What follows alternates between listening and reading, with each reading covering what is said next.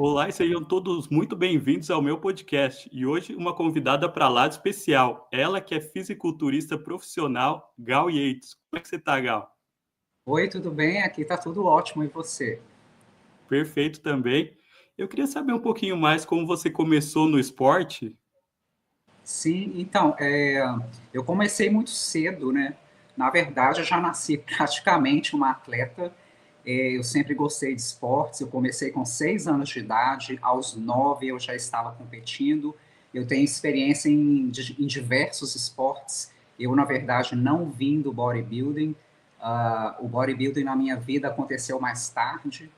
Eu comecei com balé, ginástica olímpica, eu competi em aeróbica também, em atletismo, eu fiz crossfit, agora estou fazendo boxe. Então, eu sou uma atleta nata. Eu comecei, inclusive, a musculação quando eu tinha 18 anos e nunca parei. Antes de mais nada, você é profissional de educação física, correto? Sim, eu sou formada em educação física e tenho sido treinadora por todos esses anos. E como é que o fisiculturismo entra na sua vida? Então, na verdade, o fisiculturismo ele veio por acaso. Eu já treinava, né, como eu disse, desde os 18 anos, eu já era atleta desde os 9, então eu já tinha um físico de atleta. Eu fui descoberta, na verdade, quando eu estava passando férias no sul do Brasil, e o meu físico já impressionava, né, pelo fato de ser atleta. Eu fui convidada a iniciar as competições no mundo fitness. Eu nem sabia de nada sobre o fisiculturismo, eu não sabia quem eram os grandes nomes nem nada. Eu comecei por acaso e a minha carreira foi curta, mas muito bem sucedida. Já na minha estreia, eu ganhei todos os campeonatos, incluindo o Mundial.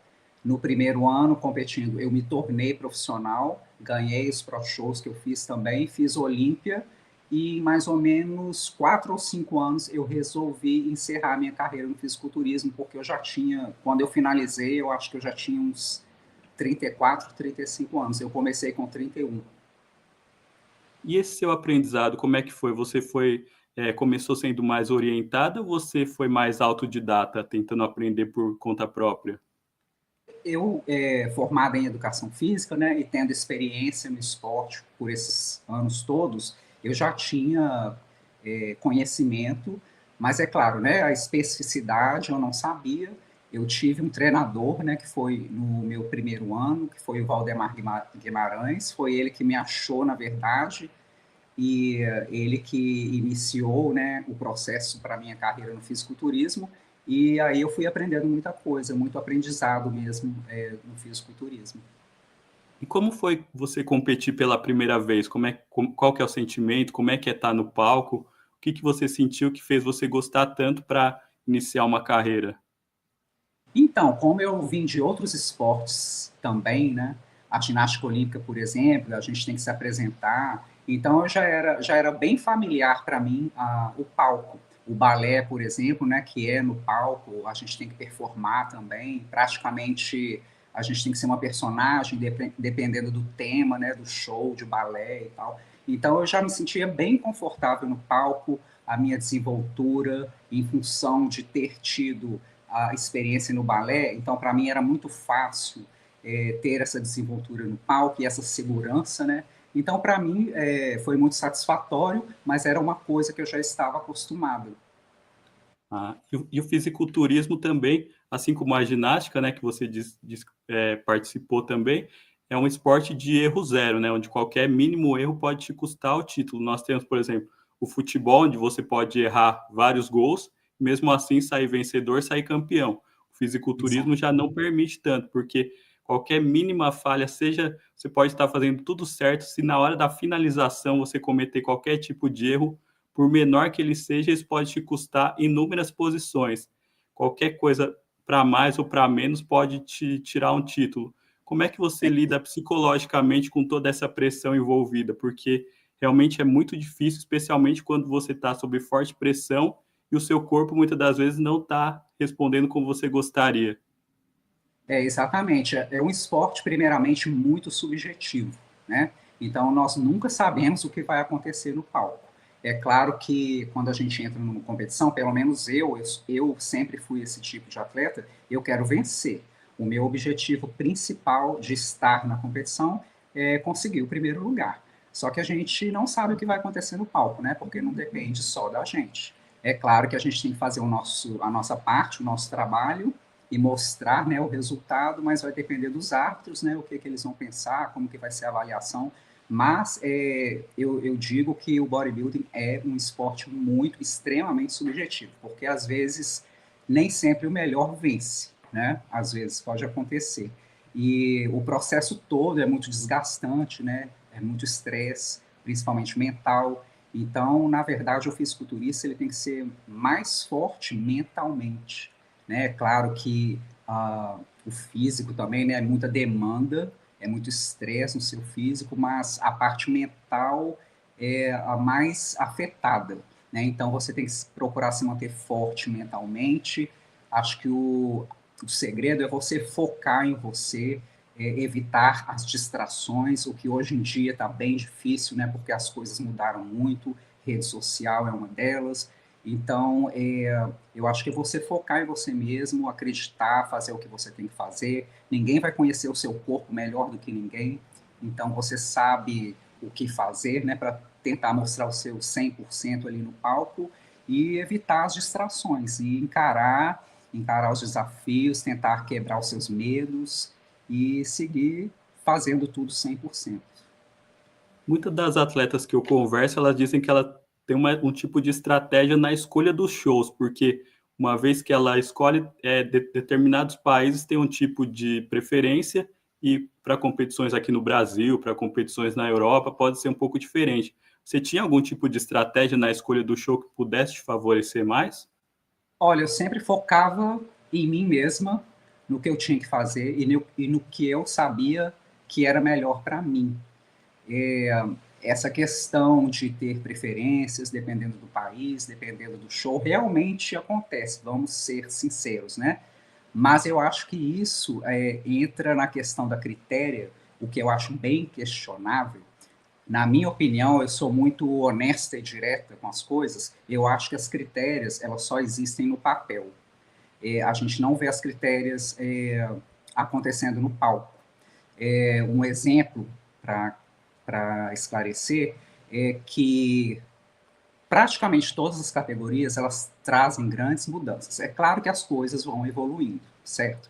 Mas em pouco tempo, em questão de um ano, as atletas já estão completamente diferentes. E se os árbitros estão permitindo isso no palco, significa que eles estão validando. E se eles estão validando esse tipo de mudança, eu acho que as critérias deveriam ser atualizadas todo ano, o que eu acho que não acontece. Então vira uma questão contraditória, certo? Porque fica até mais difícil para o atleta, porque você não sabe o que fazer, você não sabe qual o padrão que eles vão preferir naquele show, naquele país. Então fica aquela coisa meio perdida, né? É muito difícil para você organizar sua preparação se as coisas foram levadas dessa forma. Eu acho que falta mais firmeza em relação às critérias e se realmente eles continuarem a validar essas mudanças que a gente vê a cada ano, eu acho não, os árbitros eles teriam o dever de atualizar esses critérios todo ano, senão vira uma bagunça. Uma coisa bastante interessante que eu percebo com as atletas é que muitas das vezes elas dizem que elas fazem o mesmo tipo de preparação, o mesmo tipo de dieta, e o corpo vai respondendo de forma diferente. Muitas das vezes ela consegue se apresentar muito bem num show, mas ela faz o mesmo tipo de preparação e acaba não se apresentando tão bem. Como é que faz para lidar com isso? Como é que faz para saber que o corpo está respondendo a tempo para você poder corrigir uma estratégia se for necessário? Eu acho que o que falta hoje em dia, talvez para a maioria das atletas, é uma melhor organização em relação à escolha dos shows que você vai fazer por ano. Na minha opinião, não é bom fazer muitos shows por ano, porque a tendência de o seu corpo não responder melhor ou da forma que você espera, é muito grande. As chances de dar errado, eu acho que é muito grande. Em função do desgaste, né? Muito estresse físico, muito estresse mental, e o seu corpo precisa de recuperação, né? Acho que a recuperação é negligenciada, talvez, por uma grande parte dos atletas, e, na minha opinião, esse é o motivo pelo qual, às vezes, você não tem o resultado esperado, o corpo estagna, falta recuperação. Então, acho que a pessoa tem que ser bem inteligente na escolha aí dos shows. Eu sei que tem essa função aí também das critérios em relação à classificação para a Olímpia, né? Que inclusive sofreu modificação esse ano, a partir do ano que vem ou de agora, não sei. Isso. Já tem a questão da pontuação e os shows que vão qualificar as atletas que ganharem, né? Mas tem que ser bem inteligente em relação a isso e saber o momento de descansar. Eu acho que o problema é que, às vezes, o atleta ele quer competir tanto, ele quer tanto estar ali no Olímpia ou um outro campeonato grande, mas e passa por cima da recuperação. Então, isso pode causar muito problema. E um deles é esse, né? Você não está conseguindo mais ver progresso. Uma também da meio polêmicas, podemos dizer assim, é a questão do carnê pro. Hoje em dia, tem uma certa facilidade que antigamente, nos inícios do fisiculturismo, especialmente aqui no Brasil, nós não tínhamos, né? Hoje em dia, temos inúmeras competições profissionalizantes aqui no Brasil e antigamente não tinha tanto. Muitas das vezes o atleta tinha até que ir para o exterior para poder conseguir fazer uma carreira internacional. Você acha que essa facilidade, que em certo ponto ajuda o atleta, ela também pode prejudicar? Nós temos um line-up menos competitivo no Olímpia, por exemplo? Eu acho melhor, porque eu acho que agora só vai a nata. Na minha época, por exemplo, era assim. Inclusive, para se tornar profissional na minha época, você tinha que ganhar campeonatos grandes, tipo Mundial, campeonatos assim, de grande representatividade, né, mundialmente.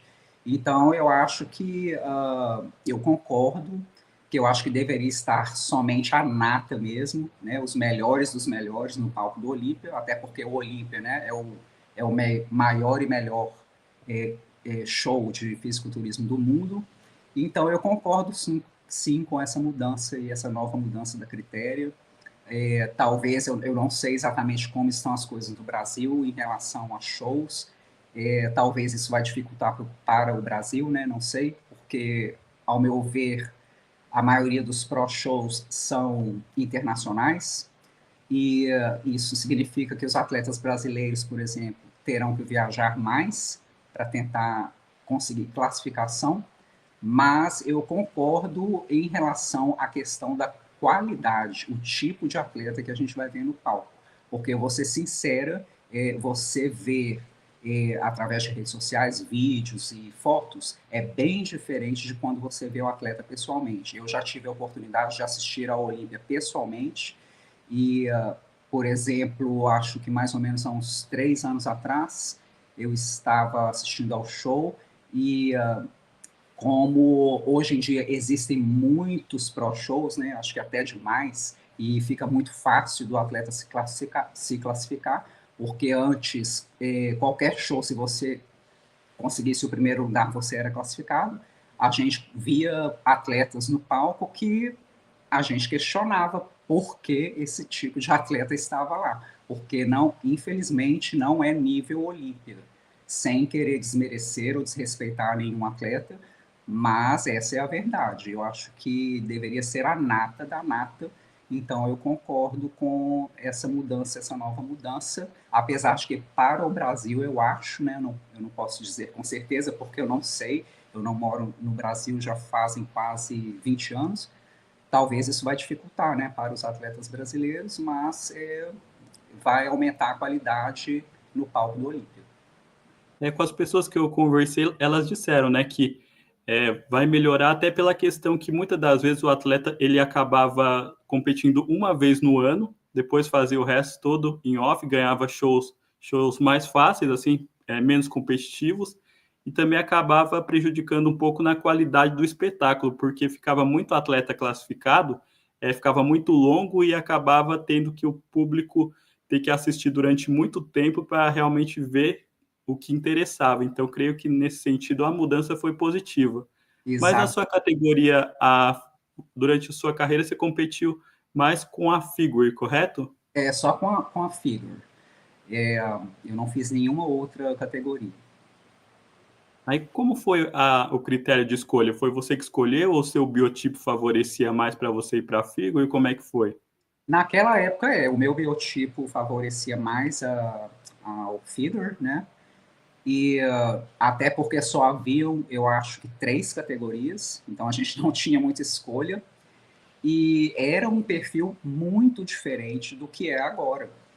Nem se compara o figure agora com o da época que eu competia, que era mais ou menos 2008, 9, 10, então há muitos anos atrás.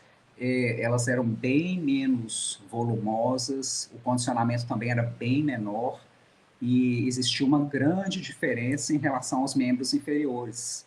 Elas não podiam ter volume nenhum em membros inferiores e nem condicionamento, não podia estar rasgada, não podia ter muita definição, então era uma coisa bem suave mesmo, elas tinham mais a parte superior, principalmente o ombro, mas era um perfil completamente diferente do que é agora, inclusive para nós brasileiras que competimos naquela época, era muito difícil tentar enquadrar naquele perfil, porque ia contra a nossa genética e a gente fazia um sacrifício para tentar se encaixar e, e era difícil. Acho que nenhuma de nós realmente conseguiu encaixar no perfil do figure de antigamente.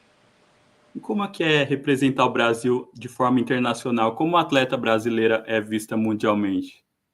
Então, o Brasil é muito forte, né, no fisiculturismo. Talvez seja a segunda potência mundial.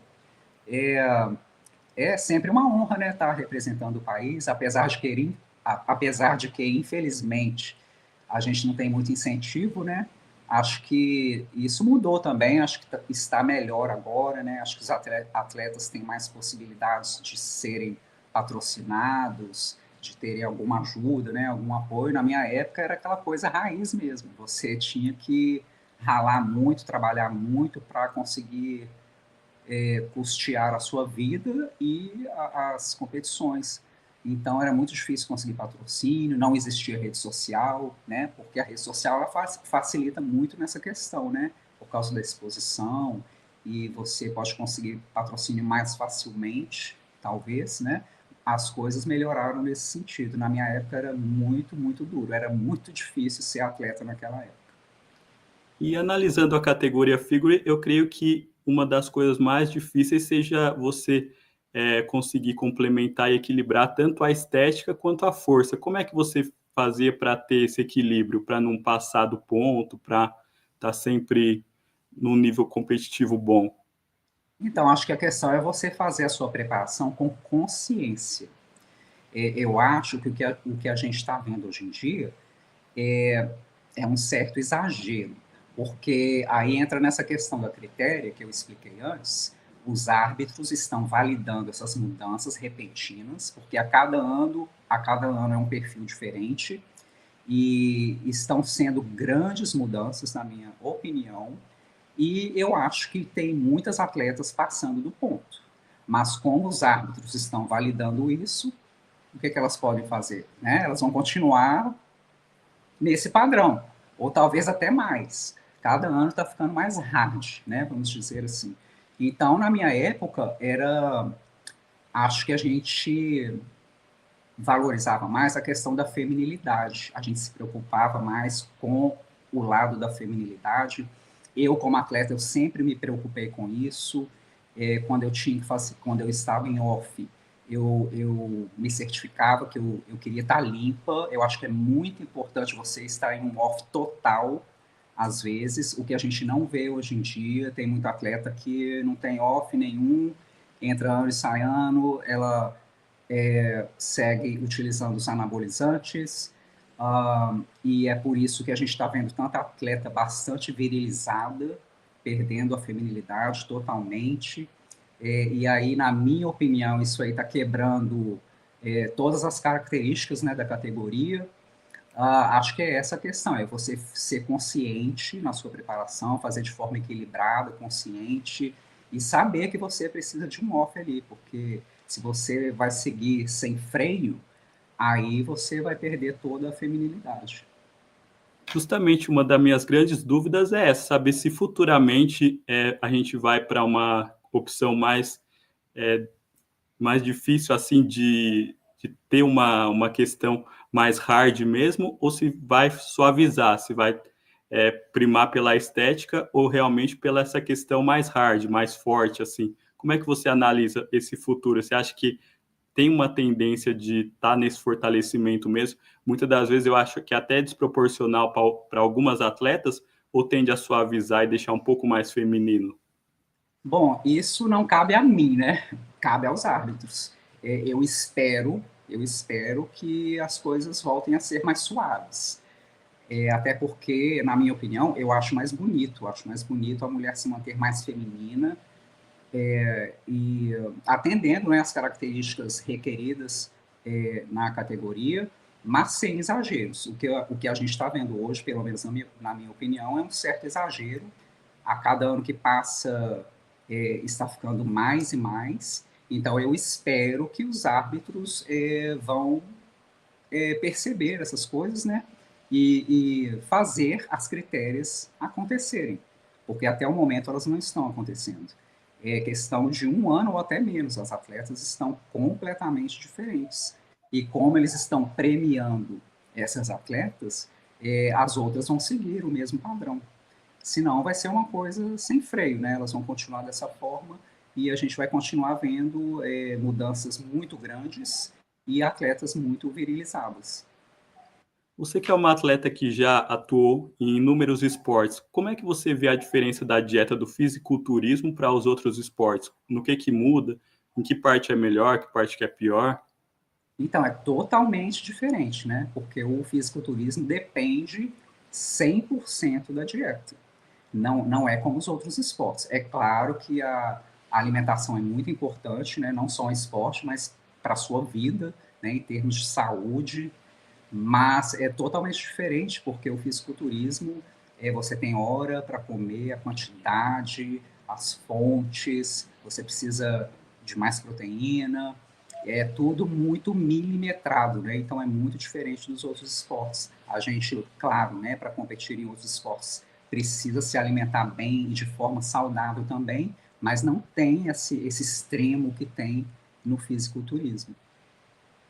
Nós temos a questão também da suplementação, né? Que muitas pessoas têm dúvida, até perguntam, assim, que é uma das grandes dúvidas que as pessoas têm, é qual funciona, qual não funciona, para qual hora e qual tipo o atleta usa, qual que é a preferência e qual que dá mais resultado para um atleta. Então, suplemento pode ser uma coisa subjetiva também, né, na minha opinião. Por quê? Hoje em dia existe muito de tudo.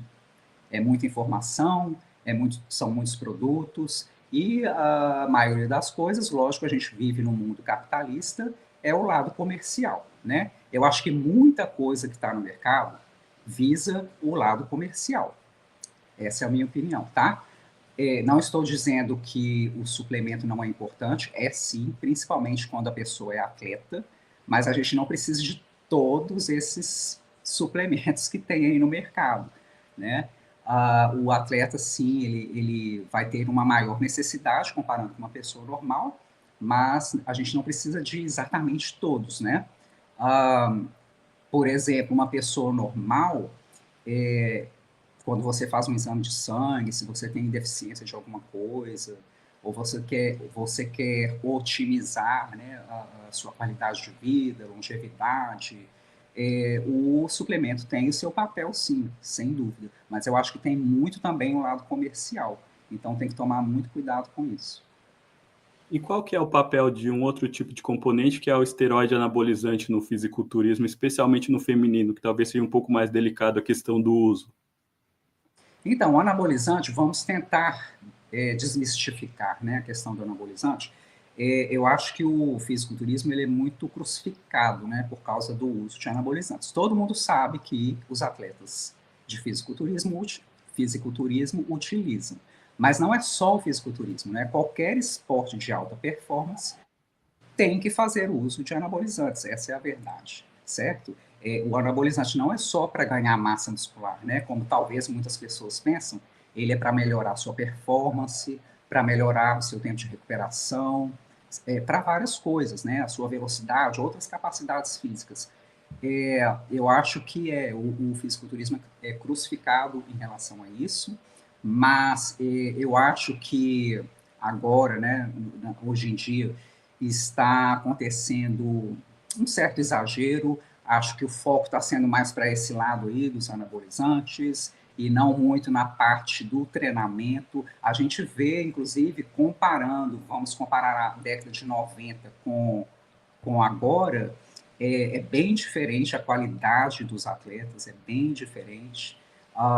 Para mim, a década de 90 foi a melhor, foi a era de ouro, né, do bodybuilding. Todos os atletas no palco eram excelentes, então realmente era muito difícil de escolher o vencedor. Era aquela qualidade muscular, né, aquele físico que impressiona. Hoje em dia é muito difícil ver um físico que impressiona. Então, eu acho que, porque a gente tem demais sobre tudo, inclusive em relação aos anabolizantes, eu acho que o atleta está se perdendo nisso. Eles estão procurando um atalho, né, um caminho mais curto, focando muito na parte química, né, aí nos anabolizantes, e esquecendo aí da parte do treinamento. E isso é comprovado nos palcos. Hoje em dia é muito difícil ter um atleta com um físico impressionante. É porque o que eu percebo também é que muitos deles não sabem a hora de iniciar, né? Porque alguns eles acabam não sabem treinar direito, não sabem se alimentar direito e já querem fazer o uso só pelo resultado. Então, Uhum, muitas das vezes acaba tendo só a questão de colaterais e uhum. não tendo benefício. Então, é muito complicado geralmente manter esse equilíbrio. Como é que você faz para manter um equilíbrio entre o uso que você faz um bom proveito para aumentar a performance, para minimizar os efeitos colaterais que vêm só para prejudicar tanto física quanto mentalmente um atleta? É tudo questão de equilíbrio, né? E tudo leva tempo também. Eu acho que as pessoas querem resultados imediatos agora, né? Esse é o problema. Então, aí elas se entopem de anabolizantes, porque elas querem resultados rápidos e imediatos, e elas esquecem que requer todo um processo, né, de alimentação, de treino, de recuperação. Então, você tem que ter paciência. Eu acho que talvez as pessoas hoje em dia não estão tendo paciência.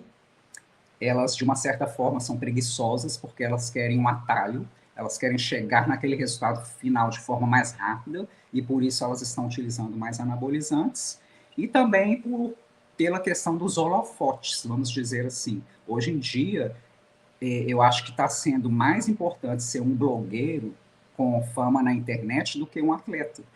Então, aí as pessoas estão focando muito na parte estética, exageradamente, só, somente pensando em função de números, de likes, de engajamento, essa coisa toda de rede social, e esquecendo ali do que realmente significa ser um atleta e fazer as coisas de forma certa, né? De forma correta, coerente, consciente.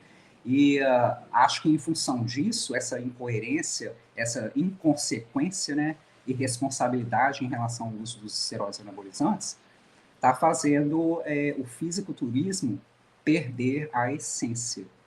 Né? Acho que eles estão dando mais importância agora à rede social do que o esporte em si. Até porque é uma questão importante você saber dosar, porque creio eu que pro atleta também é interessante você ter um certo nível de longevidade, né? Eu vejo Claro. muitas atletas, você disse que iniciou depois dos 30, correto? Sim, eu iniciei o fisiculturismo depois dos 30 e anabolizante, eu comecei um pouco antes, mais ou menos uns 3 anos antes de iniciar a minha carreira competitiva no fisiculturismo.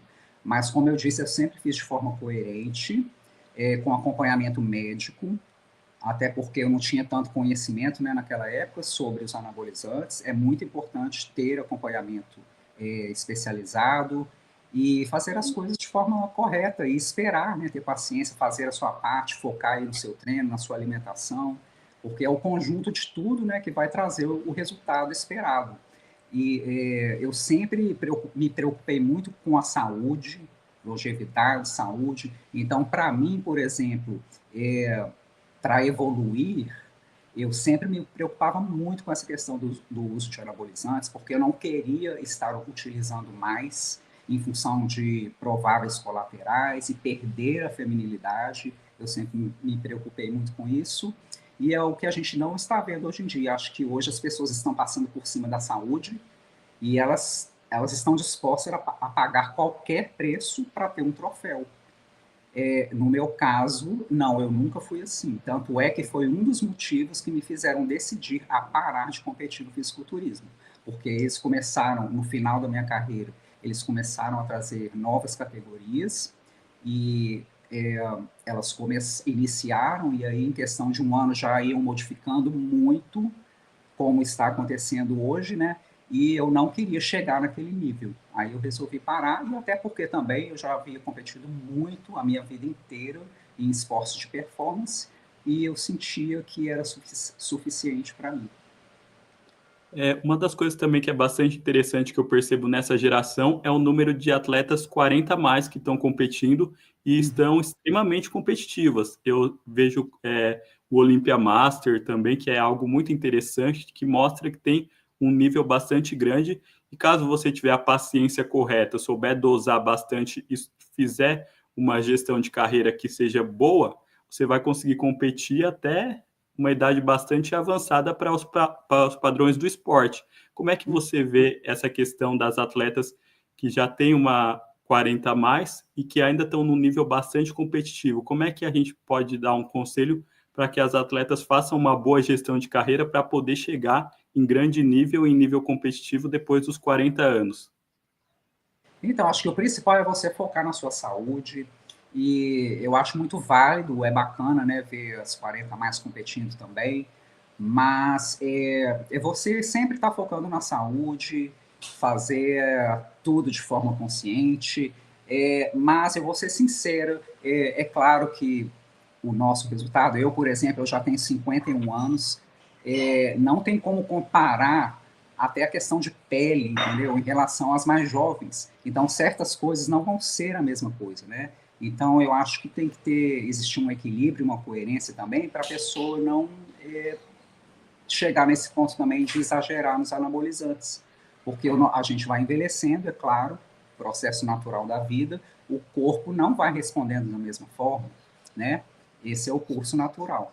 Então, acho que tem que ter muito cuidado com isso também, mas eu acho muito válido em relação a dar oportunidade, né, para esse nicho também, e motivador, interessante é interessante ter essas competições, né? Acho que dá oportunidade aí para esse nicho, mas eu acho que sempre tendo cuidado com a questão dos anabolizantes, senão nós vamos ver também, mesmo nesse nicho aí, 40 a mais, atletas virilizadas, e o que eu não acho bonito de ver, essa é a minha opinião. Além disso, na questão das atletas 40 a mais, a gente também tem fatores hormonais que necessitam de cuidado e necessitam de trabalho. E um deles é Muito. a questão da menopausa. Como é que funciona? Como é que faz para estar administrando essa questão da menopausa para competições de alto nível, onde muitas das vezes cada um reage de uma maneira diferente, cada corpo reage de uma forma diferente a esse estágio da vida. Então, tem que saber bastante como está equilibrando e como está fazendo uma estratégia consistente e de que forma a gente consegue equilibrar tudo isso e ver a melhor estratégia, levando em conta esses fatores hormonais que diferenciam uma mulher que tem mais de 40 anos já. Foi bom você ter tocado nesse assunto, né, na menopausa. Eu estou passando agora pela pré-menopausa, a perimenopausa, né? Então eu sei muito bem como é. É real, tá, gente? Acontece mesmo aí os sintomas e tal. E como eu disse, né, com o passar do tempo, com a idade, o envelhecimento, o nosso corpo não é o mesmo, né? Lógico, o metabolismo teoricamente vai ficando mais lento, as coisas vão ficando um pouco mais difíceis, dor aqui, dor ali e tal. E em relação ao esporte, né, talvez fique um pouco mais difícil de obter os resultados, talvez leve mais tempo para obter os resultados. Então, principalmente aí para a mulher, né, é muito importante essa questão hormonal, e eu, como prova viva disso, é realmente necessário fazer reposição hormonal, porque são muitos sintomas que afetam em vários aspectos, não só na questão física, mas na questão mental, afeta a memória, a energia, o humor. Então é muito importante mesmo fazer reposição hormonal. E é uma coisa que deveria ser desmistificada também, porque tem muita mulher que tem medo de fazer essa reposição, elas têm medo dos hormônios, porque tem tanta informação hoje em dia, né, na internet, a gente nem sabe o que é certo, o que é errado, em que a gente vai acreditar, mas realmente é necessário, porque com o envelhecimento vai acontecendo um declínio de todos esses hormônios, né, e não tem como produzir mais, a gente não é jovem mais, né, então é necessário ter essa reposição hormonal, sim, para que a gente consiga o equilíbrio hormonal e melhorar o nosso lado funcional, né? Em geral, mental, físico, a gente vê uma melhora muito grande e isso é crucial também para os atletas que estão competindo nesse nicho aí. Eu cheguei a conversar com o ginecologista e ele disse que o que é algo mais interessante da gente perceber, que ele percebe até em questão de consultório, é que cada mulher reage de uma maneira. Algumas têm muitos sintomas, outras têm um estilo de sintoma um pouco mais moderado e outras quase não têm sintoma. Então, acaba que cada mulher vai ter que buscar casal que melhor ela consegue para poder estar em nível competitivo e também dependendo do grau que a menopausa acabar pegando ela. Exato, nós somos, existe a nossa individualidade biológica, né? Lógico, cada um é diferente, cada mulher é diferente, vamos ter sintomas diferentes, algumas vão ter sintomas mais intensos, outras menos, então por isso que é importante achar um profissional muito bom, porque hoje em dia também tem profissional demais, e às vezes há muitos que são mercenários, que estão pensando só no lado financeiro. Eu já tive experiência com isso, de gastar muito dinheiro com manipulação de hormônio, e você não tem a atenção devida, você basicamente um produto, é só mais uma para que ele possa vender e ter a comissão dele dos farmacológicos, né? Então, e tem que ser uma pessoa que realmente entenda, uma pessoa que tenha autoridade, né, em relação a isso, que saiba te explicar, que se preocupe com o paciente, né, e que faça as coisas de forma correta. Tem que fazer um exame de sangue, né, completo, com coisas específicas, para analisar o seu caso, né, cada caso é um caso, para saber o que você precisa, o que você não precisa, qual que é a quantidade. Então, eu acho que a peça principal é você conseguir achar um profissional de verdade, não esses mercenários que a gente vê hoje em dia aí em rede social e internet, né, que para mim é a maioria. Então, é bem difícil achar um profissional de peso, que tenha um grande conhecimento e que faça um atendimento nota 10, que realmente se preocupe com a paciente. Eu creio que uma das coisas mais interessantes dessa nova era do fisiculturismo, digamos assim, e que é algo que não tinha nos inícios, é o fator da rede social. Hoje em dia a gente percebe, especialmente aqui no Brasil, eu não sei como é que está lá fora, que muitas das vezes o atleta ele está em evidência nas redes sociais, mesmo que ele não tenha um nível competitivo tão grande, ele começa a ser um pouco mais levado a sério justamente pela questão de seguidores, pela questão do nome dele atrair bastante mídia. Muitas das vezes nós temos atletas muito bons, que têm um número bastante considerável de seguidores, mas temos outros atletas que também não são tão bons e não têm nível competitivo tão grande, que também eles têm bastante evidência na rede social e, na minha visão, acaba beneficiando ele mais do que ele merecia. E no caso das atletas femininas, da mesma forma. Nós temos atletas que acabam tendo o físico, na minha visão, como a gente disse, é um esporte subjetivo, mas na minha visão tem um físico até mais competitivo, mas como não tem a questão da evidência na rede social, acaba ficando na prática prejudicada. Como é que você vê essa questão da rede social e como é que você trabalha a sua forma de gerir as suas redes sociais? Então, eu sou um pouco difícil de falar sobre rede social, porque na verdade eu não me importo com rede social. Eu estou indo contra a maré, eu sou bem diferente aí da maioria. Eu entendo também que rede social hoje em dia é importante, né? Principalmente se você está vendendo algum produto, programas, se você quer construir, né, a sua carreira, ou o que seja, é importante sim, importante para as empresas, para lojas, importante para vendas, né, e para vender o seu produto. Mas o que eu vejo hoje em dia é uma falta de autenticidade, é muita superficialidade, e as pessoas estão deixando de ser pessoas para serem números. As pessoas são basicamente hoje produtos de rede social. Para exemplificar isso aí, nós podemos ver, por exemplo, as tendências e modinhas que vão surgindo aí a cada momento, e muitas pessoas querem seguir essas modinhas para tentar moldar dentro dos padrões das redes sociais, para tentar ser mais aceito, para tentar agradar mais ao algoritmo. No lado da competição, infelizmente, isso pode afetar também, infelizmente, né? Porque se o atleta realmente é um atleta de ponta, um dos melhores, e também tem uma boa rede social, tudo bem, mas eu acho que no palco ali, especificamente no fisiculturismo, os árbitros deveriam focar mais na questão técnica. Quem é o melhor, tá certo? Deveria descartar esse lado aí das redes sociais, da popularidade. Eu sei que tem um lado comercial também do fisiculturismo, né? Vamos falar a verdade. Eles têm patrocinadores aí dos shows, inclusive o Olímpia, e talvez isso aí possa interferir nos resultados também. Talvez sim, talvez não. Mas eu acho que nada bate, nada vence quando um atleta foca tanto em si mesmo que ele vai estar tão bom, ele vai trazer um físico tão impressionante que pode ser a pessoa mais famosa da internet, ela não vai ser capaz de vencer essa pessoa. Então, eu acho que se você focar na essência de atleta mesmo, o que você tem que fazer, sem se preocupar muito aí com os holofotes, você não vai ter tempo para isso, você não vai estar gastando a sua atenção e energia com isso.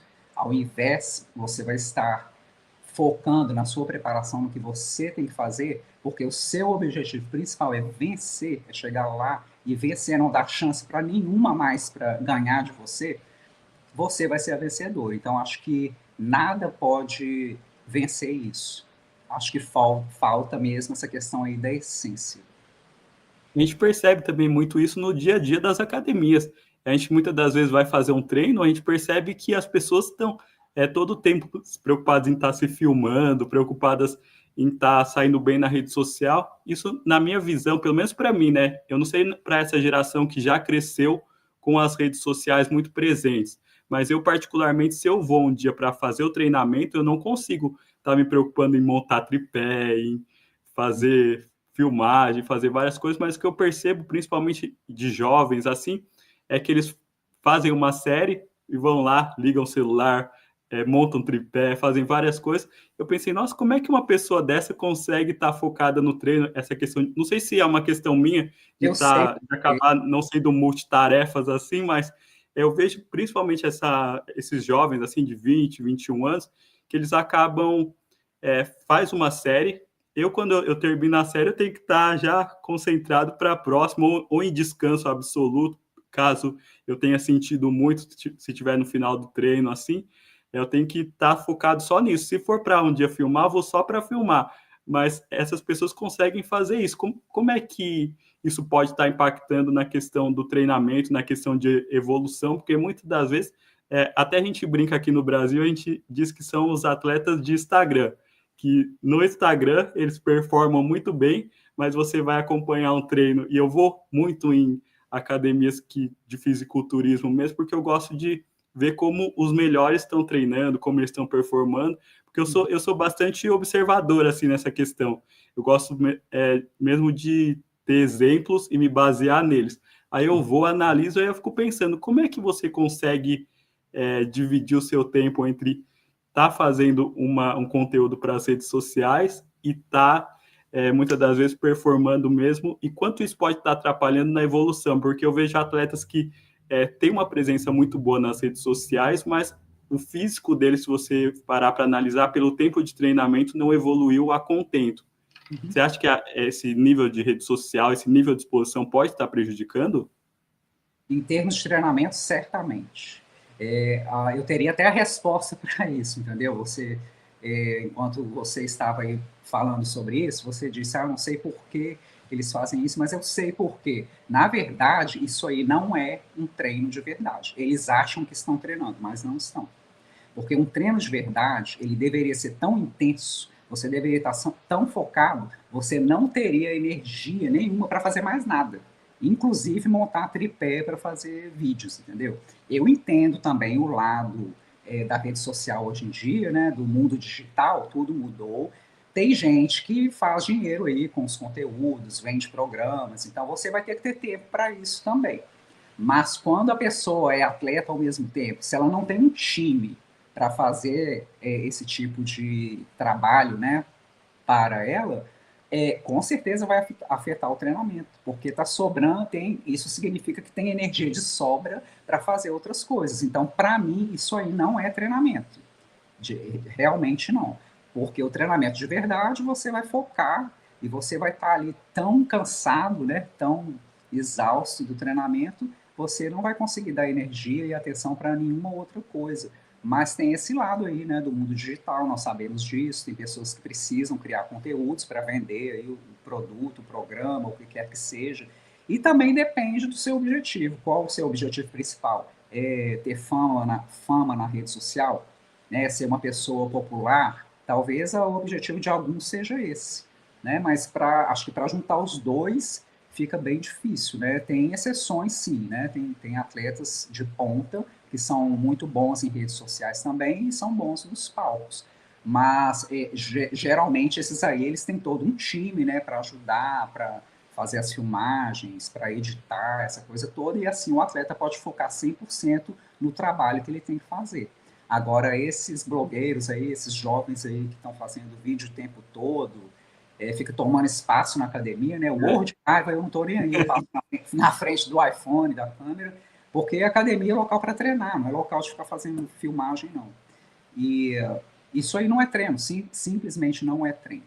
Eles estão fazendo conteúdos para a rede social. É só para conseguir likes e ficar aí permanentemente nos holofotes, né? Mas treino não é definitivamente. E eles acabam até atrapalhando quem realmente quer treinar, porque muitas das vezes eles estão com o negócio montado lá e você fica pensando, será que eu passo agora para pegar o halter? Será? Aí você acaba ficando... Eu que sou de uma geração não deveria que... pensar, passa na frente. Não é falta de educação, entendeu? Você não pode privar e prejudicar o seu treinamento em função das pessoas que estão na academia só para ficar fazendo vídeo. Não, isso para mim isso é inaceitável. Se eu tenho que passar em frente para pegar o meu halter, o que quer que seja, eu vou seguir o meu treino. O treino de verdade, até o tempo de recuperação entre as séries, todos esses detalhes, você tem que contar, eles são parte do treinamento. Então você vai ficar esperando lá 5 minutos para a bonita ou para o bonito lá ficar mostrando bíceps e bunda. Não, eu não aceito. Eu passo na frente mesmo e se xingar, eu compro a briga.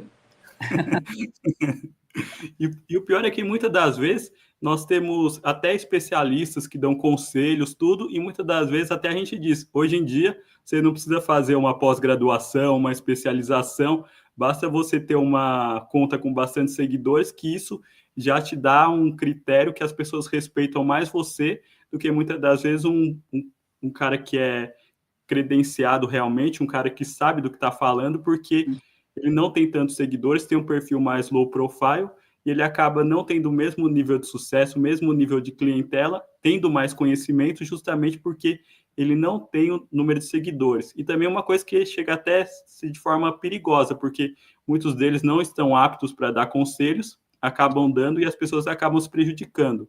Na sua experiência como atleta de elite, como é que a gente faz para diferenciar um bom conselho que a gente recebe pela internet de um conselho ruim que vai nos prejudicar a longo prazo, em questão até de carreira? Isso aí, na verdade, é uma coisa muito séria, né? Nem é só em relação aos atletas, não. Eu diria que em relação às pessoas em geral, né? Principalmente as pessoas em geral, a maioria.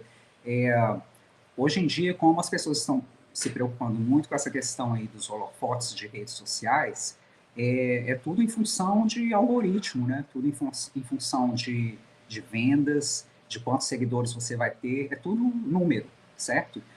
Mas é uma coisa séria e pode ser perigosa também. Inclusive, eu tenho recebido muitas perguntas e vídeos de, de garotas, de mulheres, perguntando sobre essa questão mesmo das blogueiras, das influenciadoras, principalmente grandes nomes assim que vendem programas e que expõem corpos perfeitos e defendendo uma narrativa falsa, na verdade, porque elas falam que é só fruto de treinamento e alimentação, e a gente sabe que não é.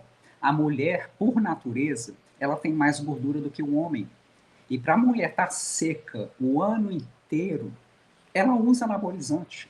Usa. É claro que vão ter exceções, mas são pouquíssimas mulheres que são naturalmente mais lean, né, que são mais secas, um pouco mais magrinhas. Tem mulher que pode ter mais ou menos um abdômen tanquinho sem estar utilizando anabolizante, mas isso aí vai ser a minoria mesmo. É difícil de ver.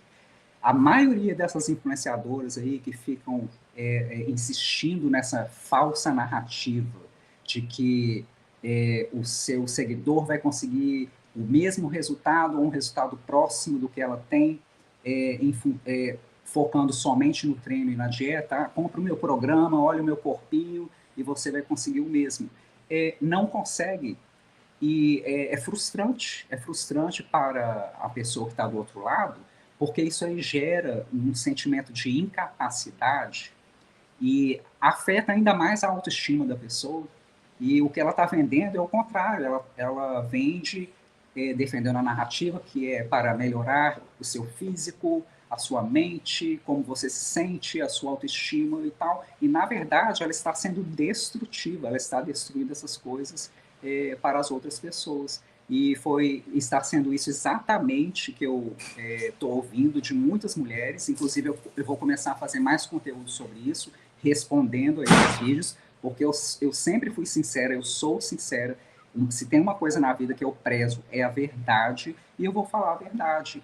Usa anabolizante, sim. Não é só atleta que usa anabolizante. Principalmente hoje em dia, as coisas estão tão mais fáceis, né? O acesso está mais fácil.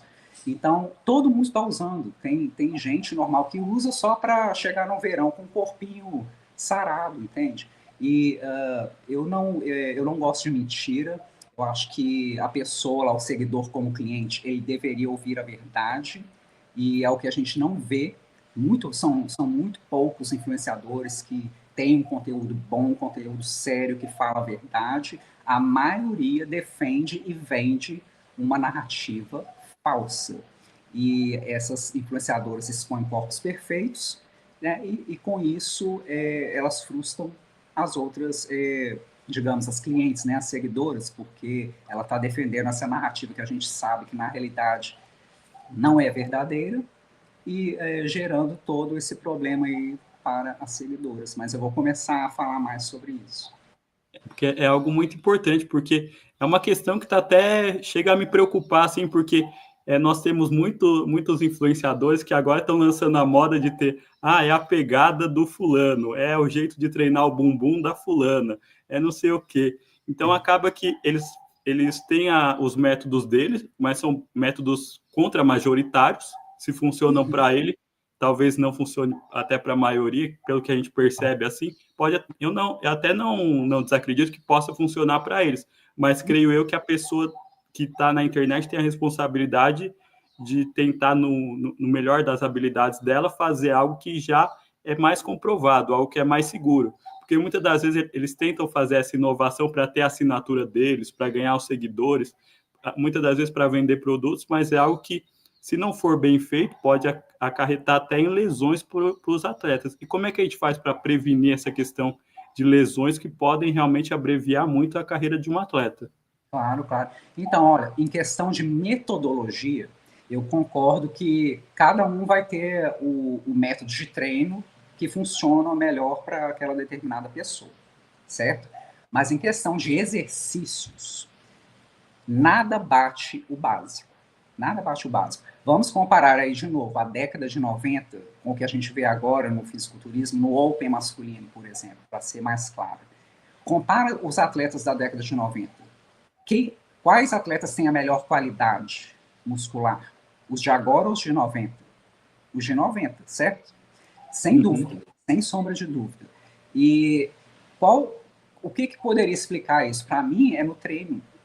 Os atletas ali focavam no básico, o básico, entendeu? E treino de verdade, não tinha rede social, não tinha que ficar parando para montar os tripés e essas coisas todas, entende? E hoje em dia é uma invenção sem fim de exercícios, de promessas, que esse exercício aqui vai crescer a sua bunda e tal. Olha, é tudo mentira. Não vai, essa coisa de fazer esses exercícios específicos para glúteo, por exemplo, falando que você vai crescer seu glúteo, vai ficar assim, você vai fazer a gota, o que seja, sei lá. Meu, não constrói glúteo. Talvez tenha sim um lugar em um programa de treinamento para coisas específicas para as meninas que estão aí competindo, né, no wellness, por exemplo, e tal, mas para construir, o que vai construir são os básicos. Simples assim. Então a gente vê essa diferença, entende? É mais a questão mercadológica, a questão comercial. As pessoas querem inventar, fazer coisas mirabolantes, porque infelizmente essas coisas chamam a atenção. O ser humano tem essa tendência, né, de dar atenção a coisas imbecis, a notícias ruins, né, por exemplo, de violência, de crime. Infelizmente essas coisas negativas aí no nosso subconsciente chamam mais atenção. E em relação a essa parte, em relação ao fitness, por exemplo, infelizmente é assim também. Os palhaços aí que ficam inventando esses exercícios mirabolantes vão chamar mais atenção e, infelizmente, eles terão pessoas que vão comprar o produto deles, o programa deles, entende? Mas tem que ter muito cuidado, né? Agora, falando em relação à lesão, lesão é o inimigo, né, do atleta, porque dependendo da lesão, isso pode acabar com a sua carreira, né? Mas a lesão, ela pode, talvez, ser inevitável, né, na vida do atleta. Em quase todos os esportes, atletas de ponta, eles vão ter uma lesão. Né? Eu tenho várias lesões, eu fui atleta a minha vida inteira, fiz esportes agressivos, né, vamos dizer assim, a ginástica olímpica, por exemplo, crossfit, agora estou fazendo boxe, então sempre vai ter uma dorzinha aqui, uma dorzinha ali, mas hoje em dia eu acho que um dos lados positivos que eu vejo, nós temos mais informação e mais oportunidade, possibilidades, né, de tratamento em relação à massagem, fisioterapia, reabilitação. Na minha época, por exemplo, eu era muito jovem, eu competia ginástica olímpica, você se machucava, se lesionava, o seu técnico falava, coloca gelo e vai. Eu lembro que eu sempre treinava lesionada, competia lesionada, porque era só gelo, era tipo assim, para de ser mole e vamos, entendeu? Então, nesse sentido, hoje em dia eu vejo isso como uma coisa muito positiva, né? Nós temos mais recursos, né, para cuidar, para prevenir, e o que é muito importante para o atleta.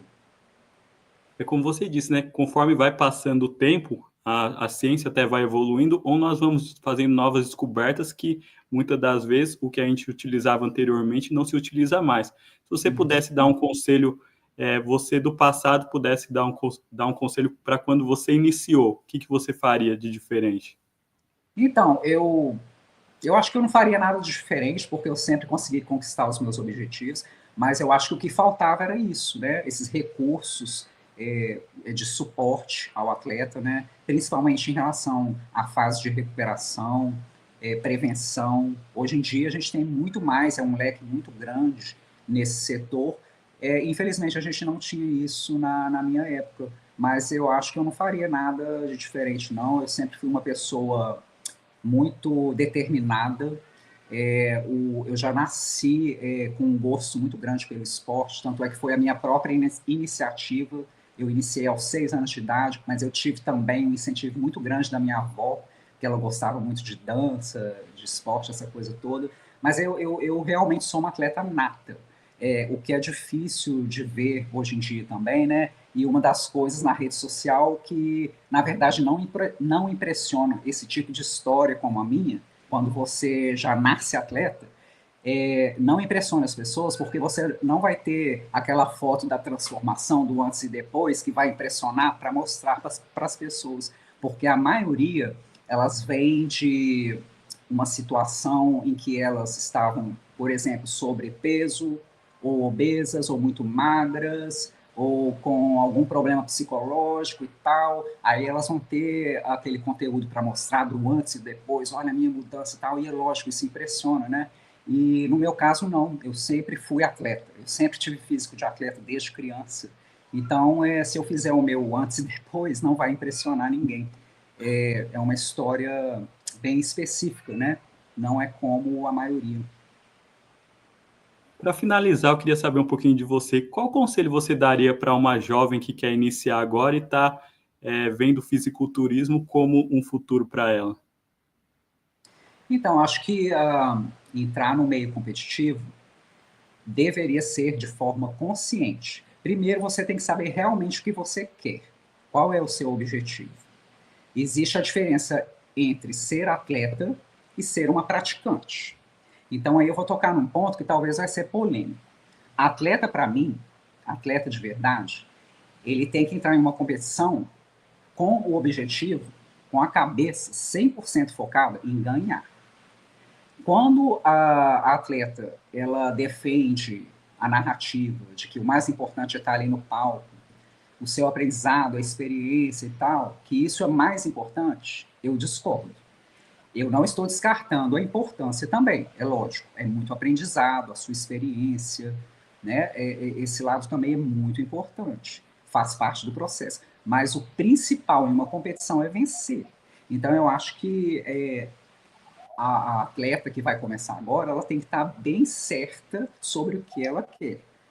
Principalmente fisiculturismo, né? Que é muito difícil, é um trabalho muito duro, fisicamente, mentalmente, é um esporte caro. Então, por isso que eu estou falando que tem que pensar, tem que ser feito de forma consciente. Tem muita gente aí que está endividando só para competir. Vale a pena? Na minha opinião, não. Porque o fisiculturismo é muito caro de se manter e é um esporte que não valoriza o atleta da forma devida, na minha opinião. Porque veja só as premiações em dinheiro. Os pro shows, que são shows profissionais, na minha opinião, deveriam ter uma premiação muito melhor. Eu acho ridículo o primeiro lugar de um pro show ganhar US$ 3.000. O que são US$ 3.000? Nada. Aí o brasileiro vai falar, não, mas vamos converter aqui para o real. Meu, mesmo convertendo em real, a inflação está a mil, né, no mundo inteiro, e US$ 3.000 aqui fora não é nada. Isso aí não vai pagar nem pela suplementação do atleta durante a premiação. Então eu acho, na verdade, uma falta de respeito aos atletas, porque cabe à federação ela buscar recursos, patrocínios, colaborações, não sei, para melhorar essas premiações. Então tem que pensar em todas essas questões. Não é só se deixando ser movido pelo seu lado emocional, porque você ama, porque você adora, é a sua paixão, mas você tem que ser racional também. Você pode, você tem condições financeiras, você vai conseguir patrocínio, você acha que você pode conseguir patrocínio e tal. Quanto tempo você vai estar competindo? Porque tem que pensar nisso também, na questão da longevidade.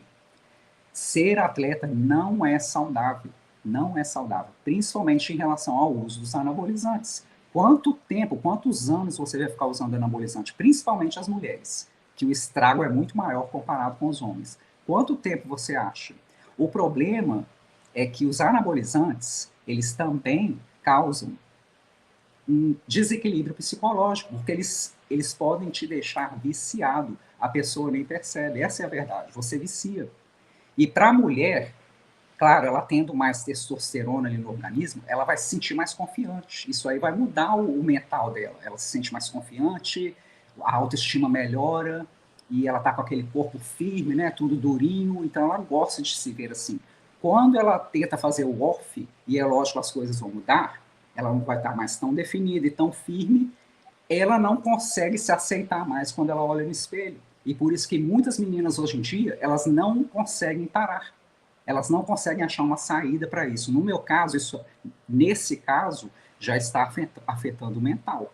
Eu acho que quando começa a afetar a sua saúde, meninas que ficam sem menstruar por meses, anos, queda de cabelo em excesso, a gente vê isso aí, claro, meninas ficando com a testa muito grande, o uso de extensões de cabelo. Eu sei que tem a questão da estética também, dependendo da categoria, né? Mas é pelo estrago capilar também. A gente vê vários efeitos colaterais, o próprio rosto modificando muito, virilizando, e a saúde por dentro, entendeu? Nem é só na questão física, não. Tem atleta que nem faz exame de sangue. Você tem que fazer tudo muito corretamente, principalmente preocupando com a sua saúde. Então, são várias questões para pensar antes de começar a competir. É porque hoje em dia está na moda competir, as pessoas querem fama, elas querem ser conhecidas, mas tem que pensar em todos esses aspectos, porque é um esporte caro, é um esporte que causa muito estresse físico e mental, e você vai ter que fazer uso de anabolizante, então você vai ter que pensar. Não é bom para a sua saúde ficar 10 anos fazendo uso de anabolizantes. O que é mais importante para você? Um troféu ou a sua saúde?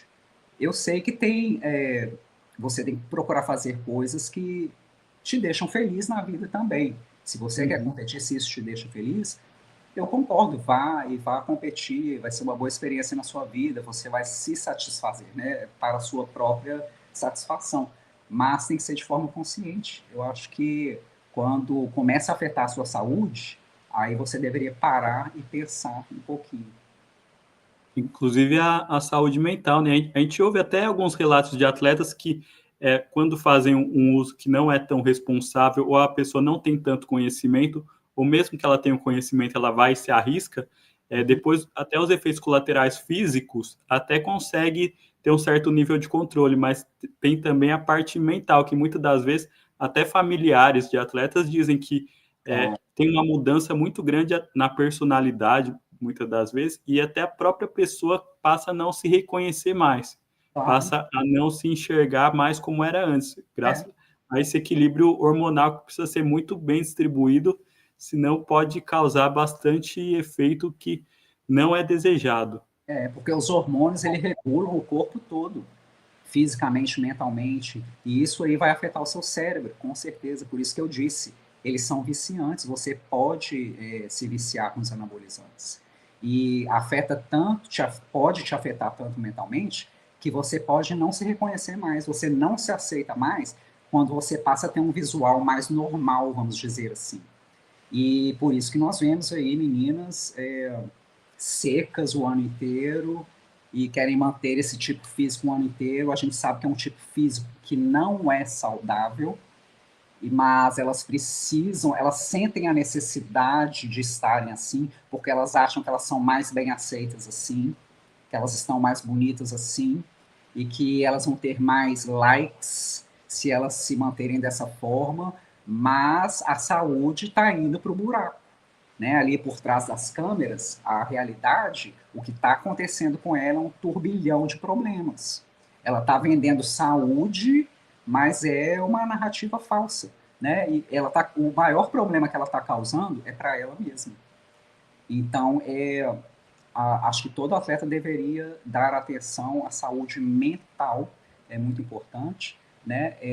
Usar os anabolizantes de forma consciente, o que a gente também não está vendo hoje em dia, por isso que está havendo tantas mortes, tantos problemas. Sim, é complicado, e em função de rede social também, né? Porque acho que agora número é mais importante do que qualquer coisa, inclusive saúde. E como é que está a sua expectativa para a Olímpia, que é realizada esse fim de semana, especialmente na categoria Figure, que Na figure, olha, agora com a saída da Cindy, né? As outras atletas vão ter chances agora de ganhar. Eu, sinceramente, eu não acompanho o fisiculturismo da forma que eu fazia antes. Eu não conheço todas as atletas. A do figure, por exemplo, eu não tenho a mínima ideia agora de quem pode ser a vencedora. Eu realmente não acompanho muito bem. Inclusive o Olímpia eu não acompanho muito bem. Eu só sei mesmo um pouco das brasileiras, né? Porque eu sou brasileira e é lógico que eu vou estar sempre torcendo para elas. O figure eu não sei. O biquíni, que é uma questão polêmica também, eu acho o biquíni uma categoria super bagunçada. Para mim, é uma bagunça. Não tem critério nenhuma. E as atletas já mudaram demais também, elas estão bem diferentes da proposta original.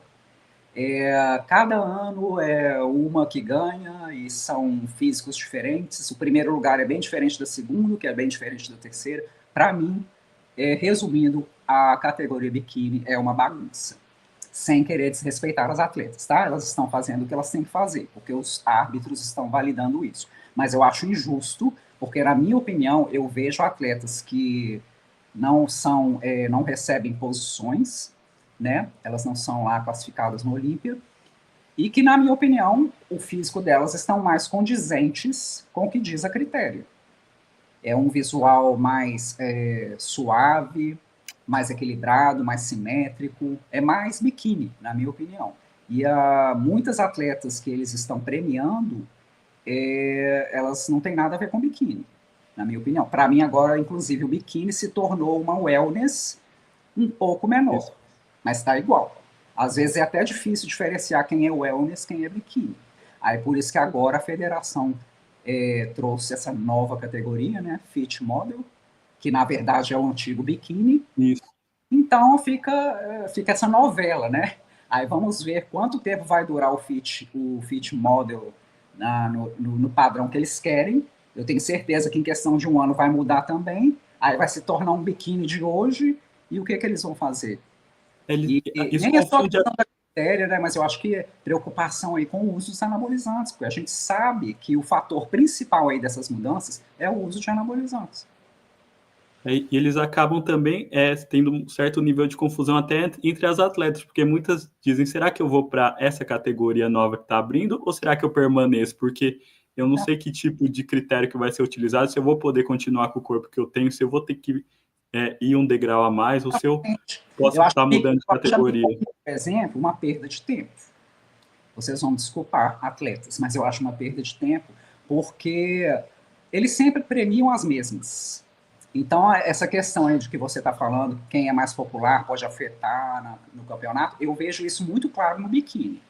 As mais populares, ou patrocínio, ou coach, sei lá, eu vejo isso tendo influência, sim, nas premiações aí do Olímpia. São sempre as mesmas. E eu nem acho que algumas delas são as melhores ali, levando em consideração a critério, o padrão lá do original do biquíni.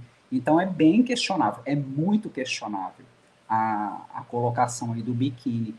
Já o wellness também está modificando muito, na minha opinião, e os árbitros estão validando isso. Eu não sei se está certo ou errado, na minha opinião, eu acho que está errado, porque eu não vejo as critérias sendo atualizadas todo ano. Se elas passassem a ser atualizadas, tudo bem. Aí você tem uma explicação para estar validando esses resultados, né? Mas isso não está acontecendo, só que esses resultados estão sendo validados no palco. E até onde isso vai?